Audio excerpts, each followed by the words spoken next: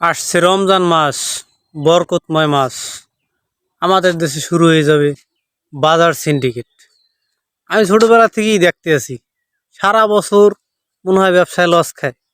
এই রমজান মাস আসলেই তাদের এই লস উড়াইতে হইবে।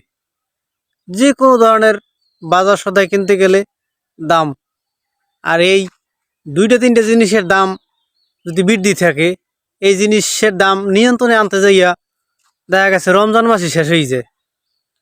আমাদের দেশের আইন শুধু বইয়ের পাতায়, বাস্তবতার সাথে কোনো মিল নেই। একজন দুইজন যদি আহ, বিচার করে, বিচার করার মতো, তাহলে মনে হয় যে একজনের বিচার দেখিয়া পাঁচজন শিক্ষা নিতে পারে।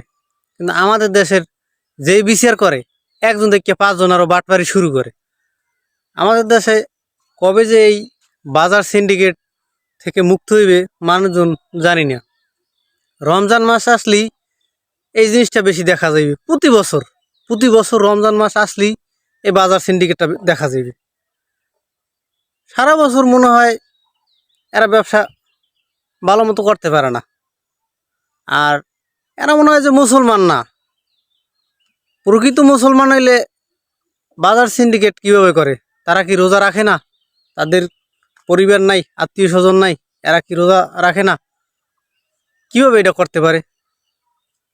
আমরা চাই যেন এই রমজান মাস আসলে অন্তত বাজারটা নিয়ন্ত্রণে থাকুক, মানুষজন একটু শান্তিতে বাজারঘাট করিয়া রোজা রাখতে পারে, আল্লাহর হুকুম মেনে চলতে পারে। আমি সবাইকে রোজা রাখার জন্য আহ্বান জানাচ্ছি এবং সবাইকে রমজান মোবারক।